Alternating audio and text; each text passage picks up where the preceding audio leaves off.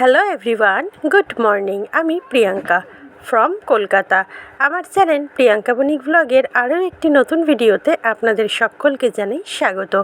রাধে রাধে বন্ধুরা, সকলেই কেমন আছেন? আশা করব আপনারা সকলেই যেই প্রান্ত থেকে দেখছেন সবাই ভালো আছেন এবং সুস্থ আছেন। আপনাদের আশীর্বাদে আমরা মোটামুটি ভালো আছি। তো চলুন, আজকে শনিবার, আপনাদেরকে সঙ্গে নিয়ে সকাল থেকেই আজকের ব্লগটা শুরু করে ফেলি। তো আজকে যেহেতু আপনারা সকলেই জানেন কম বেশি যে আপনাদের দাদাভাই শনিবার আর রবিবার একটু বেলাতে ডিউটি যায়, তাই সকালবেলার চাপটা অতটাও থাকে না।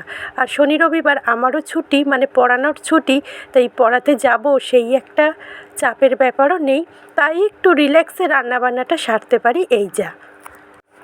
তবে আজকে ভাতটা না হয়ে গেছে, প্রত্যেক দিনের মতন ইন্ডাকশানে হচ্ছিল না, আজকে কমপ্লিটই হয়ে গেছে। ভাতটা উপর করে তুলে রেখে তারপরেই আমি এদিকে রান্নাটা বসালাম। আজকে কিন্তু খুব একটা হাইফাই রান্না করব না, দু রকমের মাছ করব আর উচ্ছে আর কুমড়ো ভাজা করব। তো উচ্ছে কুমড়োটা কিন্তু আমি অলরেডি বসিয়েই দিয়েছি। এখন পরিমাণ মতন লবণটা দিয়ে দিলাম অর্ধেকের বেশি ভাজা হয়ে যাওয়ার পর, কেননা কুমড়োতে আগের থেকে লবণ দিলে পরে জলটা ছেড়ে আসে, সেই কারণেই কুমড়োটা বেশ ভাজা হয়ে যায়, তারপরেই আমি লবণটা অ্যাড করি। তো পরিমাণ মতন লবণটা দিয়ে একটু নাড়াচাড়া করে দিলাম, আর একটু ভাজা করেই নামিয়ে নেব আর তুলে ধরবো আপনাদের সামনে। তো দেখুন, যেরকম কথা সেরকম কাজ, তুলে ধরলাম আপনাদের সামনে উচ্ছে কুমড়ো ভাজা, সেটা কিন্তু একদমই কমপ্লিট। তো এবারে চলুন, পমফ্রেট মাছ রান্না করব। আজকে করব পমফ্রেটের সর্ষে বাটা আর গাছের বেগুন দিয়ে লটিয়া মাছের ঝাল। গতকালের ভিডিওতে সৌমির সারাদিন চ্যানেল থেকে সৌমি দিদিভাই কমেন্ট করেছে, তোমার মা লক্ষ্মী খুব সুন্দর আর আলপনাটাও খুব সুন্দর হয়েছে। থ্যাংক ইউ দিদিভাই, তোমাকে অনেক দিন পর তোমার কমেন্ট পেয়ে ভীষণ ভালো লাগলো। তবে তোমার মনে যে দুঃখ, সেটা কিন্তু কোনো কথা দিয়ে বা সান্ত্বনা দিয়ে ভোলানো যাবে না। তবুও কষ্টটাকে মনের মধ্যে চেপে রেখে আমাদের কিন্তু এগিয়ে যেতে হয়। এর নামই কিন্তু জীবন, এটাই তো আমাদের সাথে যাবে, তাই না? তাই তোমার যেটুকু কষ্ট আছে, বলবো না যে সেই কষ্ট ভুলে যাও অথবা সেই কষ্টটা ভোলার জিনিস, তবুও কষ্টটাকে সঙ্গে নিয়েই তুমি আগামী পথে আরও সুন্দরভাবে এগিয়ে যাও, এই কামনাই করি। তো দেখুন, কথা বলতে বলতে মাছগুলি কিন্তু সব ভাজা হয়ে গেছে। এবারে আরও একটু তেল দিলাম, তেল দিয়ে কালো জিরে ফোড়ন দিয়ে দিলাম বেটে রাখা সর্ষে, কাঁচা লঙ্কা, আর দিয়েছিলাম 4 কোয়া রসুন। অনেকেই হয়তো বলবেন সর্ষে বাটার মধ্যে রসুন, কিন্তু বিশ্বাস করুন, আমার কথা শুনে একদিন রান্না করে খেয়েই দেখুন না কেমন লাগে। বিভিন্ন স্বাদের খাবার খেতে আমাদের কিন্তু বেশ ভালোই লাগে, তাই সর্ষে বাটার মধ্যে যদি 3-4 কোয়া রসুন ফেলে দেওয়া হয়, তবে সেটা অবশ্যই মাছের পরিমাণ অনুযায়ী। তবে আপনার যদি বেশ অনেকটা মাছ থাকে, তবে 3-4টে কোয়ার জায়গায় 5-6টা দেবেন, আর যদি কম পরিমাণ মাছ থাকে তাহলে 2-3টে দেবেন। একবার একটু রসুন দিয়ে সর্ষে বাটা করে খেয়েই দেখুন, মন্দ লাগবে না, এটুকু কথা দিতেই পারি। আমরা কিন্তু একজনের থেকেই আরেকজন অনুপ্রেরিত হই প্রত্যেকটা কাজেই, সে ছোটদের কাছ থেকেও বা বড়দের কাছ থেকেও। আমি মনে করি জীবনে শেখার কিন্তু কোনো বয়স হয় না, আর শেখার কোনো দিনও থাকে না। সবার থেকেই সব রকম কাজ কিন্তু খুব ভালোভাবে শেখা যায়, তবে যদি শেখার আগ্রহ থাকে তবেই। তো দেখুন, কথা বলতে বলতে মাছটা কষানোও হয়ে গেছে, আর আমি ফাইনালি জলটা অ্যাড করে দিলাম।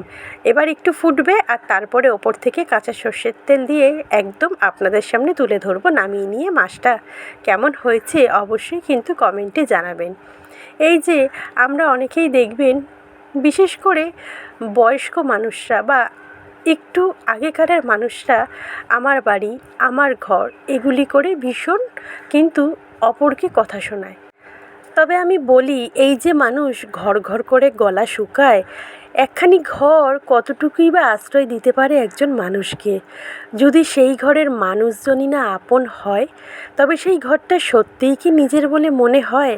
একবার ভেবে দেখবেন তো। জীবন এখন সফটওয়্যার, ডাউনলোড করো স্বপ্ন আর আপডেট করো বাস্তবতা, এটা মেনে নিতে পারলেই আপনার জীবন একদম স্মুথলি চলবে। আর না মানতে পারলেই দেখবেন জীবনের প্রত্যেকটি বাঁকে দাঁড়িয়ে আছে নতুন নতুন সমস্যা, যার কোনো সমাধান নেই। একটার পর একটা সমস্যার সমাধান খুঁজতে খুঁজতে কখন যে জীবনের শেষ প্রান্তে গিয়ে দাঁড়িয়ে পড়ব আমরা নিজেরাও জানি না। সমাধান খুঁজতে খুঁজতে আমরা যে কে কোথায় হারিয়ে যাব আমরা তা নিজেরাও জানি না। তবে যদি হারিয়ে যেতেই হয় নিঃশব্দে হারিয়ে যাও। কাউকে ঘটা করে বলে হারিয়ে যাওয়ার কোনো মানে হয় না। তুমি এমনভাবে হারিয়ে যাবে যাতে তোমার হারানোর বা তোমার প্রস্থানে কারোর হৃদয়ে চিনচিনে ব্যথা শুরু হবে। সে যেন তোমার শূন্যতা একটুর জন্য হলেও টের পায়। এই যে আপনি যদি মনে করেন খবরে খবরে বিজ্ঞাপন দিয়ে আপনি হারিয়ে যাবেন, তাহলে এটা কিন্তু কারোর মনে বিন্দু মাত্র কোনো প্রভাব ফেলবে না, বরং তামাশা করবে আপনার এই হারিয়ে যাওয়াটা নিয়ে, এই খবরটা শুনে। বরং বিদায়ের গল্পটা হোক রূপকথার মতো। কেউ একজন তোমার কথা বলতে গিয়ে বলে উঠবে, জানো তো কেউ একজন ছিল, চোখের কোণায় বিন্দু বিন্দু জল টলমল করবে পড়ার অপেক্ষায়। হারানোটা হোক হারানোর মতোই। শেষ হোক এবার এই অবহেলা।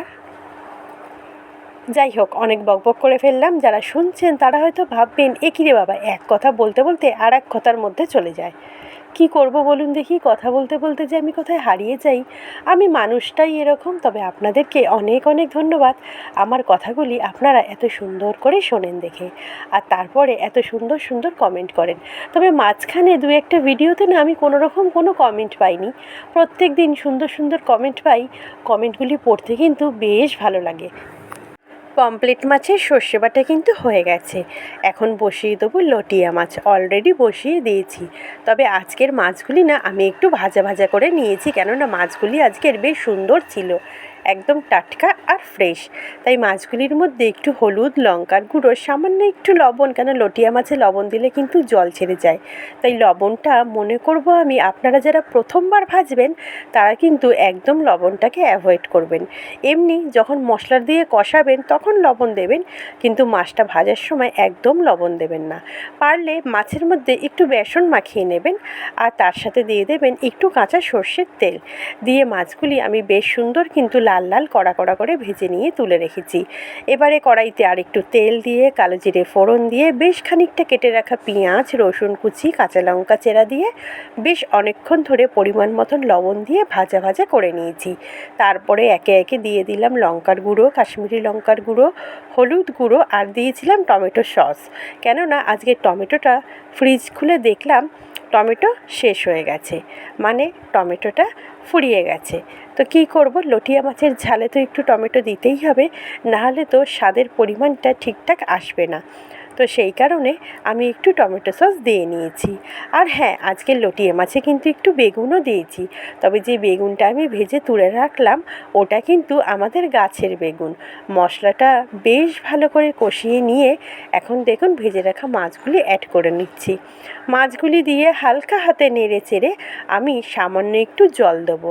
কাঁচা মাছ যখন মশলা দিয়ে কষিয়ে বসাই তখন কিন্তু জলেরটা প্রয়োজন হয় না দিতে, কেন মাছ থেকেই জলটা বেরোয়। আর যখনই মাছটা ভাজা হয়ে যাবে তখন কিন্তু একটু মাছের ঝালে জল দিতে হবে, না হলে মাছটার কিন্তু কোনো রকম গ্রেভি হবে না, একদম ড্রাই শুকনো হবে, এই আর কি। তো আপনারা যে যেরকম গ্রেভি করবেন ততটা পরিমাণে জল দেবেন। সামান্য একটু ফুটে যাওয়ার পরে আমি ভেজে রাখা বেগুন আর ধনেপাতা কুচি ছড়িয়ে নামিয়ে ফেলবো। গাছের বেগুন দিয়ে লটিয়া মাছের ঝাল। তো দেখুন আপনাদের সামনে এবার তুলে ধরার পালা। ধনেপাতা কুচিটা আগে ছড়িয়ে দিই, তারপরেই আপনাদের সামনে নিয়ে আসব। আজকের ব্লগটা আশা করব আমার বন্ধুদের সকলেরই কিন্তু ভালো লাগবে। আর ভালো লাগলে কি করতে হবে সেটা কিন্তু নতুন করে বলার কিছু নেই। তবে আজকে যারা আমার চ্যানেলের নতুন বন্ধু তাদের উদ্দেশ্যে বলে রাখি, আজকের ভিডিওটা ভালো লাগলে অবশ্যই চ্যানেলটা সাবস্ক্রাইব করে আমার পাশে থাকবেন। আজকের মতন এখানেই রাখলাম। ভিডিওটি দেখার জন্য আপনাদের সবাইকে জানাই অনেক অনেক ধন্যবাদ। আজ তবে রাখি, দেখা হচ্ছে আগামী দিন নতুন ব্লগে। ততক্ষণের জন্য টাটা, ভালো থাকবেন, রাধে রাধে।